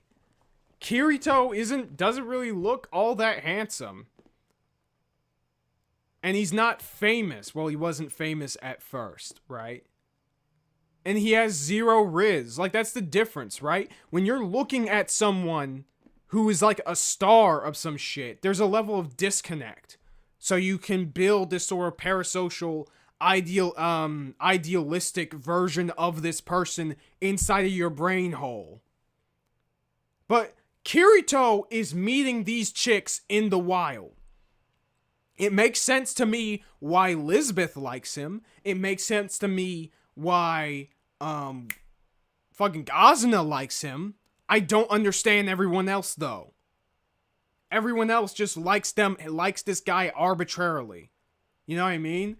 Like, dude, what do you mean? You can't compare this shit. Maybe Yu-Gi-Oh! Zexal? No. Zexal isn't a harem. There's only 2 girls that like... Well... Yeah, there's only 2 girls there in the Yuma. No, wait. There's 3. But he doesn't really go for any of them. In the end. Like, maybe, like, I guess Tori confesses her love at the end.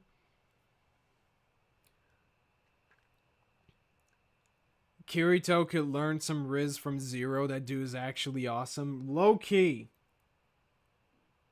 Okay, I guess High School DxD does count.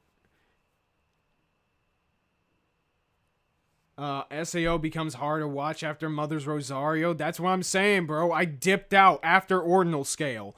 Ordinal Scale, its plot. I was literally watching a fucking, like, I was in a group call. I was in like a group call with some people in Discord when Ordinal Scale came out, and we watched the freaking movie, and I was losing my goddamn mind. I'm pretty sure CBF was there as well. It is one of the worst fucking movies I've ever seen in my life. Jesus Christ. It is so bad. It is so fucking bad. Hold on, let me check something in the background here, okay? Let me check something in the background.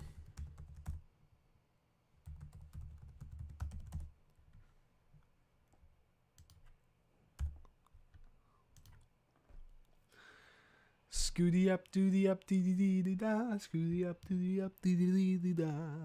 Scooty up, doody up, dee dee dee da, dee dee da da da da da. Dude, that is such an earworm. I'm so sorry. Who pinged me? This one. What is that? Oh, okay. That's weird. Anyways, though. But yeah, dude, this is so much whataboutism, dog. This is all whataboutism. You're not even highlighting why this aspect of Kirito's character makes sense. Or talking about why it's good or adds to the story. You're just saying, oh, it happens to all these other things, and yet people are okay with that. Yeah, there's probably some very key and important differences with those examples. For the best player in a death game, who's an essential part of beating all the levels and literally saving everyone's lives. Okay, but these women didn't know that when they were into him. Lisbeth met him when he was still a loner, before the game was finished. Sachi met him before the game was finished. Asuna met him before the game was finished. There are only two people in the harem that knew nothing about Kirito's achievements before then. And even then, it is complete bullshit. Because Suguha was apparently into Kirito before SAO happened. She was into him before SAO happened. And then Shion fell for him after SAO happened. And she didn't even know that he was the genuine Kirito. So what the fuck is this dude talking about? Why do I know more about SAO than this guy, who's supposedly a fan of it? What the fuck? Also, there's like a nurse that's into him as well for some reason. I'm not joking. There's like a nurse in like the beginning of Alicization that is like into Kirito and like makes a pass at him, which is wild.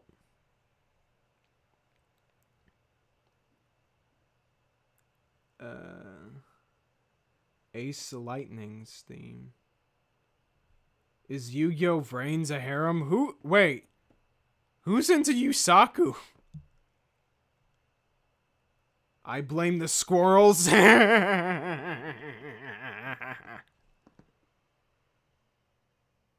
my god. Don't be. You have a pleasant singing voice. Thank you.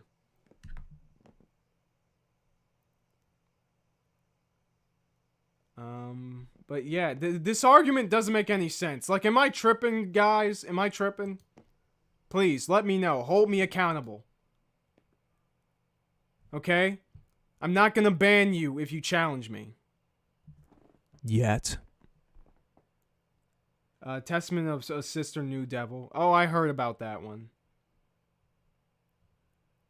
Nurse Joy? No, there's like a nurse. Like, okay, Alicization is about Kirito going into another virtual world, but his brain got reset and thinks he is from that world. And there's like this nurse that put him under, and she made a pass at him. Like, she was flirting with him, which is fucking wild.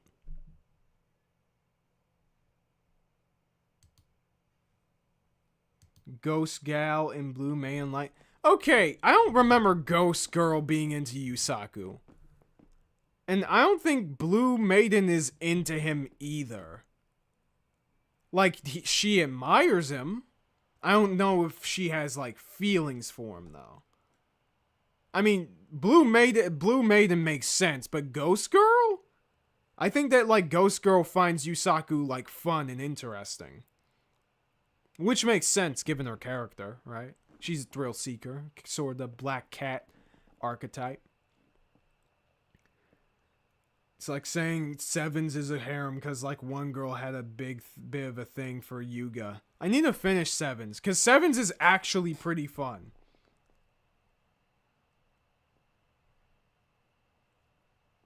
I was joking.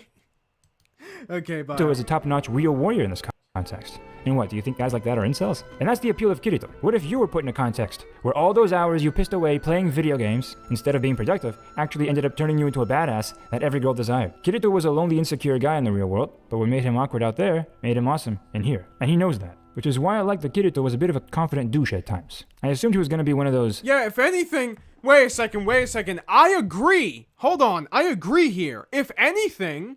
The show doesn't utilize the fact that he is a confident douche enough. He's not enough of an asshole.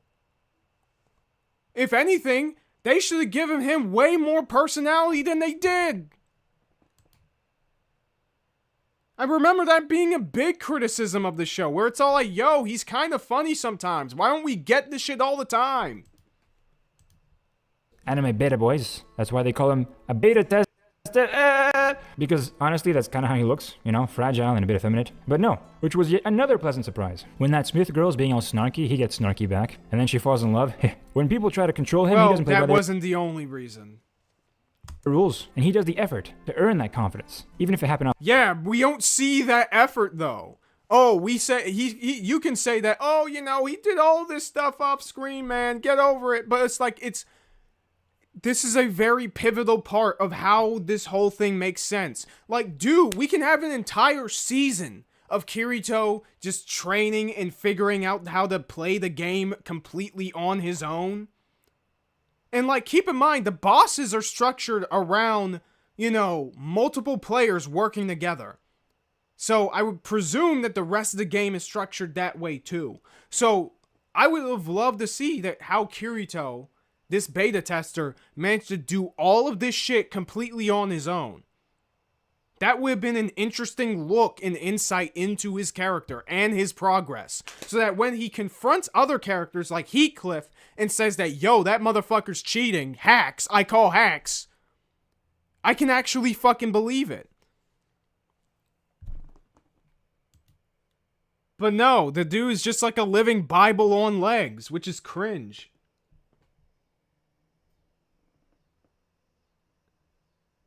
I would rather watch that rather than what we got. That would be better than what we got. You don't skip shit like that. You put us into a world, and you don't allow us, the audience, to explore that world with the character. That's fucking maverick. That is some maverick-ass writing, dude.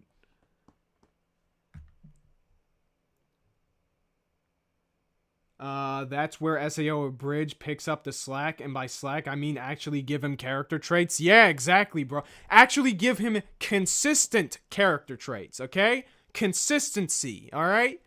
That is the name of the game here, people. Whenever writing is involved, and writing, especially character writing, consistency is the name of the game. Make your character consistently this, that, and the third, unless put into believable situations where they could be different.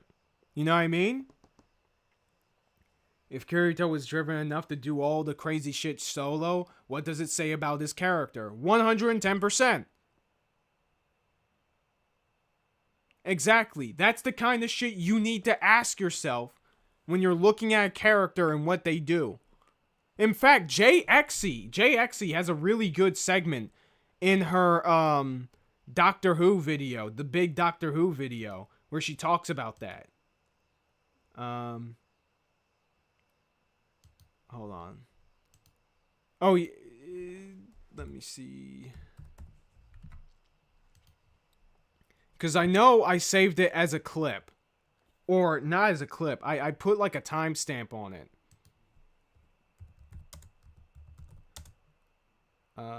Doctor Who. Yeah. I don't think Jay has made any more content. Which is disappointing, which is unfortunate, because they're really good, right? I think it's like within like the first 15 friggin' minutes that she says this, right? And I have like a thing down here in the comments.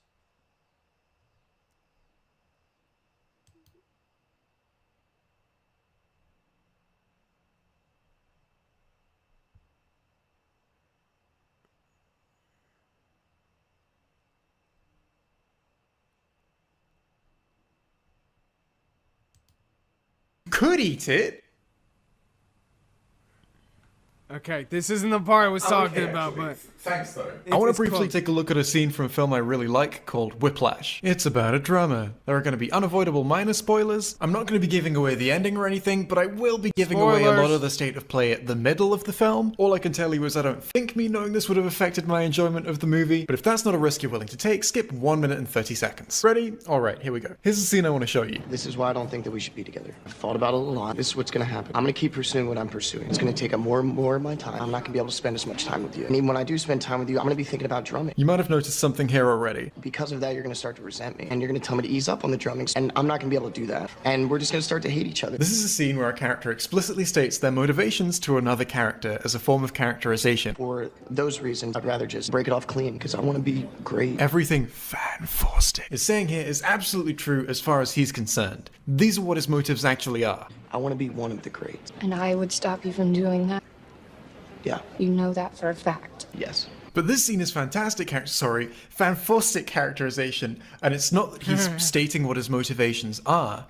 It's the fact that he's decided to do that so bluntly, so matter-of-factly, and so insensitively to someone that you would assume he cares about. If you cut this scene from the film, you would still understand everything about his character that he's just explained to her. You would see it in the actions he takes and decisions he makes. You would pick it up from other dialogue he has in the film. The actual stuff we're learning about him in this scene isn't what he's telling her, it's how he's treating her. If he were to simply flatly state the actual characterization he's getting in this scene, he wouldn't say, I'm dumping you because I want to be a great musician. He would say, I'm so obsessive that I've completely lost sight of how to treat people close to me. And that wouldn't be compelling characterization at all. So with that in mind, let's go back to Yaz. I am capable of more than parking disputes. I want to do more. Does this mean anything for Yaz's character other than what she's saying explicitly? Well, I guess we'll just have to wait and see. If Yaz really is a character who dreams spoiler alert, it doesn't, apparently. As far as Jay is concerned, I have not seen this shit myself, right? So, I'm just taking Jay's word for it. But that is a good summation of how characterization is supposed to work. Every character's decision is an opportunity to learn about said character. Every scene, the best stories are the kind of shit where you can look at every single moment a character is on screen and you can instantly tell what that is supposed to help us understand about who that person is. Haven't played the game, so I can't answer that as a... Wait, played what? What's more compelling, 0 or X? I think consistently compelling, I think 0 is the better story. Because the latter parts of the X series kind of has... some weird moments to it that I feel like kind of distracts from the fundamental themes of X. Mostly because Capcom just wanted more games. Check out Magma Paint. She's much better than Jay. Really? Now that's a hard sell because I think Jay is a pretty good creator. She's a great creator. See you later, Kaiser. Alright, later, bio. Yeah, we're almost done with this fucking video. I think after that, I'm just gonna end the stream after that. Off screen. And despite many of the complaints, I don't think that he's a Mary Sue exactly. I mean, if you ignore the, I'm hacking the mainframe! Since he does struggle, he does need help at times, and he doesn't defeat the bad. Yeah, very few times. He needs help very few times. And even at the later points in the series where he does get help from other characters, dude, the plot is so bad, why would you stick around for that long? You know what I mean? Like, the plot and characterization is so shit, why in the fuck? See you for the 10K special. Alright, see you then, dude.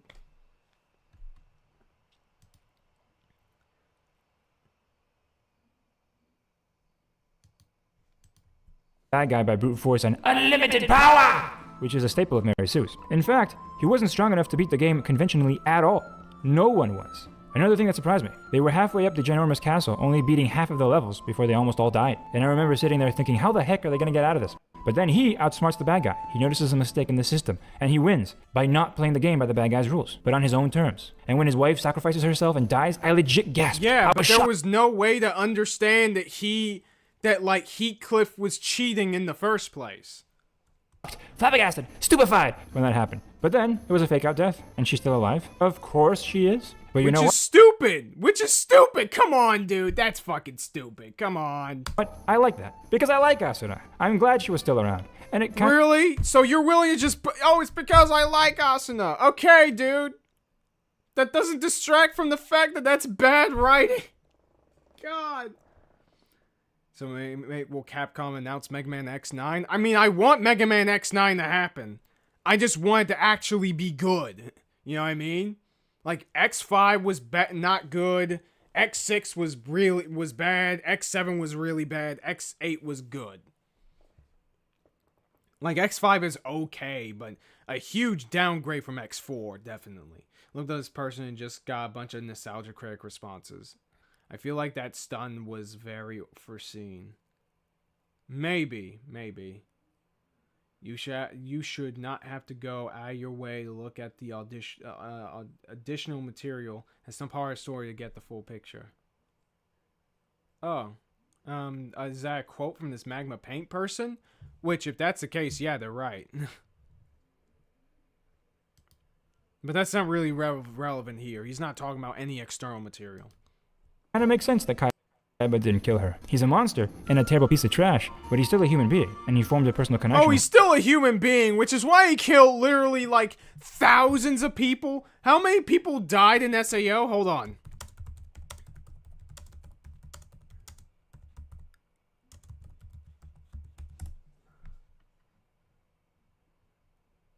$3,000! He killed over 3,000 people. All kids or young adults, by the way. But nah, he has humanity. He's willing to let Asuna go. Like, are you serious? Will we ever, will I ever make a Mega Man video? I would need to think about what to add to the conversation about Mega Man first. You know what I mean? Like, I don't want to repeat shit other people have said. Also, Soundwave Gamer joined the channel. Thanks a lot, dude. Hope you enjoyed the show. Gamer Bro's ego is too big to admit there's a player better than himself. Heathcliff attacks him, gets proven right. Yeah, basically. Sorry, this may be a bit off topic, but about your Legend of Korra, I agree with you with what you said, and I had some things to say about that video when they comment. What you wanted to say? I see maybe we'll get a good Mega Man X game. We got Mega Man 11, so maybe there's a chance. Yeah, true. I'm hoping, dude. Like, Capcom has been re-releasing all their old shit. I can't help but feel like that's building up to something. I mean, this is just massive copium on my part, obviously. But, like, there needs to be something, Mega Man, dude. There has to be something new.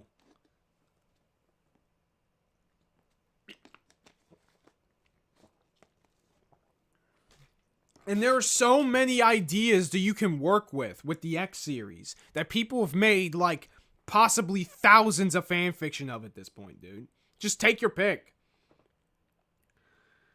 Lily Orchard people she didn't like. Burn to the ground! God damn it. That sounds very similar to what they did to Naruto and Boruto. Sounds like hilariously similar. Oh yeah, I don't doubt that. You probably only save Asuna because she's hot and has plot armor because of it. Kaiser, case you want other good YouTubers. There's Shay. I watch Shay Durags. Yeah, he's pretty good. I commented to him on Twitter sometimes. I've been watching his videos for a while. And yeah, he's a pretty good creator. He has a good head on his shoulders.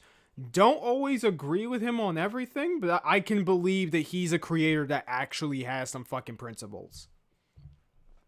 That's about it. If you're a creator with any meaningful fucking principles, then like I vibe with you. Honestly, it would be a dream come true to actually collab with the dude at some point.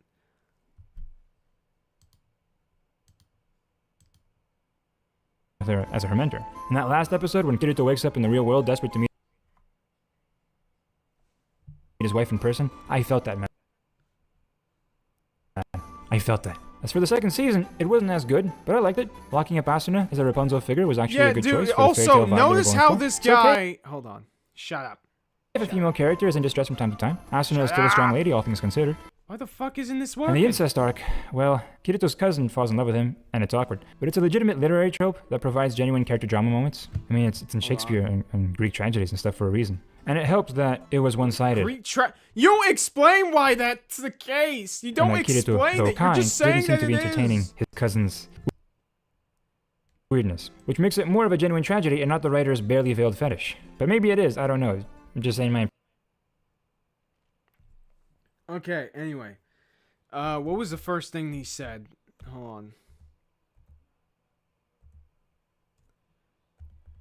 Also, oh yeah, I was gonna say, notice how this guy doesn't talk about the moments in between, the big moments between the first episode and the last episode of the Aincrad arc. He doesn't talk about any of the things in between that are supposedly good and people missed a point on. Notice how he isn't talking about that. Don't y'all find that suspicious? Don't y'all find that a little suspicious?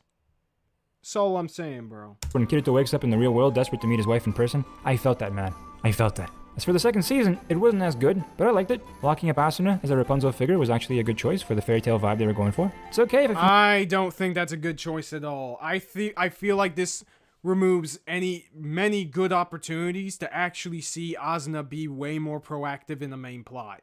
Because we didn't get all that much of it in the main story, except for it being just about their relationship most of the time, until like the very end, and a couple of other moments.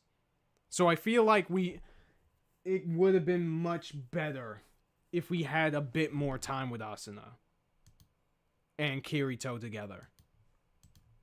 female character is in distress from time to time. Asuna is still a strong lady, all things considered. And the incest arc, well, Kirito's cousin falls in love with him, and it's awkward. But it's a legitimate literary trope that provides genuine character drama moments. I mean, it's in Shakespeare and Greek tragedies and stuff for a reason. And it helps that it was one-sided, and that Kirito, though kind, didn't seem to be entertaining his cousin's weirdness, which makes it more of a genuine... Okay, so what freaking interesting characterization does this give to Suguha? Explain that. Don't just push that shit to the side. At least say what the point of it is. Don't just say, oh, it's interesting. Explain why it's interesting. Okay, dude? Tragedy and not the writer's barely veiled fetish. But maybe it is, I don't know. Just saying Also my a impressions tragedy. I mean, I guess it's tragic for Suguha, I guess. But, I don't know, man. of the show. The third season with the Game Gun arc was definitely weaker. Again, each season did keep getting worse, but it had cool moments, and I appreciate that they tried something different. I also appreciate that now with the Alicization arc, they tried reinterpreting classical isekai plot points through an interesting simulation hypothesis lens. Kinda cool. Until Alice became a filthy apostate. Why is the church always corrupt in isekai? If I get isekai, I'm not giving a shit. I'm joining the Pope and burning all the heretics. And it's precisely the nature of SAO as an isekai, where the protagonist is transported into a fantasy world of swords and monsters, that makes it so interesting. Because in the show, the first fully immersive virtual reality game to be made is a medieval-inspired one, complete with Templars and beautiful architecture and agrarian aesthetics, but also ancient mythological monsters and plenty of opportunities for chivalric heroism. SAO, both as an in-universe game and as an anime, does a great job at capturing the appeal of the blade, of facing challenges up close and personal. And I don't think that's true. I think it does the most basic... It does the most basic as fuck possible things to showcase that. What do you mean? And keep in mind, he's not explaining why it does a good job doing that. He's just saying that it does. I don't know, man. It's I don't know. the respect humans instinctively have for that. We want the blade to still be a viable weapon. We mourn the fact that technology has made it obsolete, which is why we humans fantasize about technology somehow making it viable in a modern context again. The first thing humanity does with super advanced modern sci-fi tech is use it to go back to an idealized Middle Ages, and I love it. With the recent AI craze, one of the first applications of large language models in virtual reality we saw was this. I wanted to experiment a bit with how to use ChatGPT-driven NPCs, especially in virtual reality. I am an artificial intelligence manifesting as an old Christian monk. Remember to trust in the Lord, for he is the rock that we can rely on. Ironically, the mastery of the material world through technology makes us more spiritual, because spirituality is the belief that the abstract is more real than the material. And when we start making virtual worlds through abstract numbers and computational code, we start wondering... Yeah, and you know what show actually utilizes this concept like a billion times better? Ghost in the Shell. Are you serious? Is SAO actually an isekai? It depends on how you define it. It depends on how you define it. He's going full Doug Walker. God damn it. I don't know, man. They mentioned that also No was probably more skilled than Kirito. Oh, you mean Asuna? And I actually want to see a fight in between these two bad. We didn't get that. Yeah, it's weird. I mean, like, it's so dumb. Yeah, this video is very, very half-baked.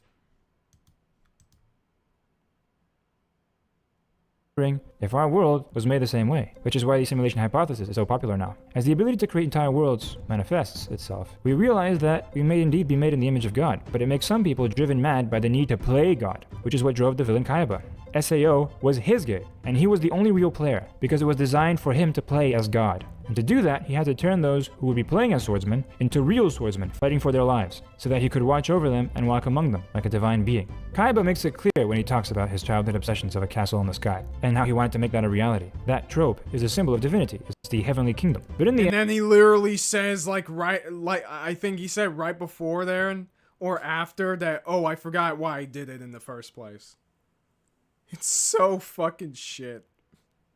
And he's a sham, and his failure makes everything unravel, and he loses to reality because Kirito, who entered the game to play at being a knight, was put in a circumstance by Kaiba that turned him into a real knight, who saved real damsels in distress. Oh yeah, it's so deep, guys. It's so deep and misunderstood. Nobody has ever commented on these themes before. It's not like it's an incredibly obvious narrative thematic through line. Like, this is so basic, dude. And if the story was compelling, I would agree with you that it was done well. Real danger, and who slayed real monstrous threats, and the reality Kirito embodied defeated the false divinity. Oh yeah, the reality he embodied, as well as anime bullshit, because he died, he was dead, he should have just disappeared right then and there, and that was it. But he didn't, but he just decided to live and just kill Kaiba right there for no reason. There's literally no reason for this. It wasn't reality that killed Kaiba. It's complete plot convenience.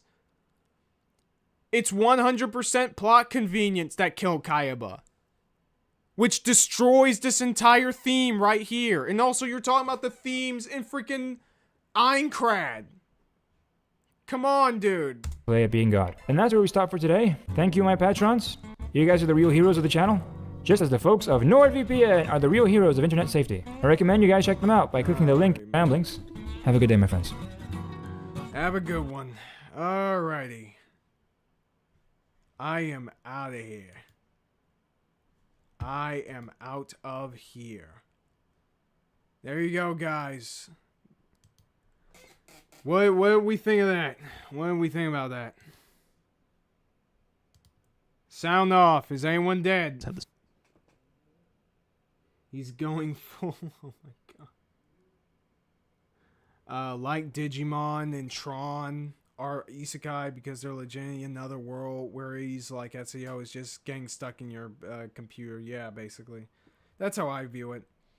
All stories have themes. Your faves aren't special for having them. Exactly, bro. Optimus Prime. Remember, I died for your sin. So is he gonna mention how this franchise is just basically a ripoff of Dot Hack? I mean, I don't know if it ripped it off, but it was definitely inspired.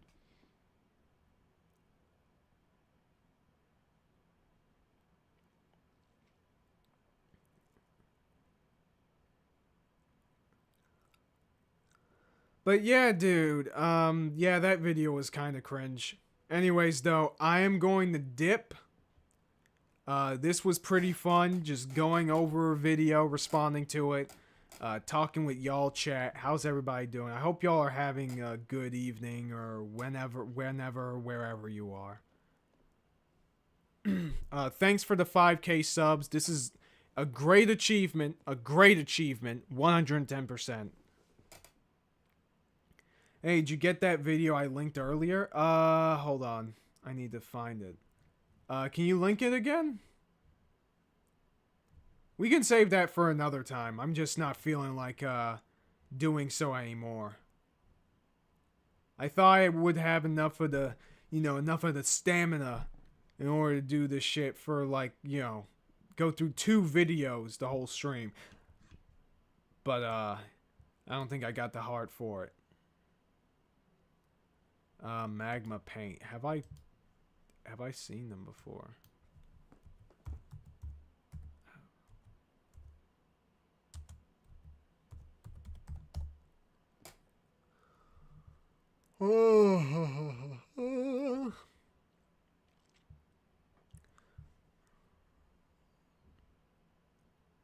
Oh, this guy. I don't think I ever heard of him. Oh, wait. I watched their Stolitz problem video. That was actually a pretty good video. Like, as someone who has not seen Hell of a Boss, I think this was a pretty good summation of a lot of people's problems with this character at the time. So definitely check it out if y'all are into, that shit. Magma Paint doesn't understand Nostalgia Critic. Oh, shit. Somebody responded to them. Alright. That's interesting. Let me see. What else have they done? Dude, I got more subs than her? I thought she had more. Also, 83 videos. Dude, I got more subs than her with less fucking videos. That's wild. It's always wild when I see that kind of shit. But yeah. They don't seem to like be really throwing out many like heavy hitters. They're kind of just scattershot all over the place.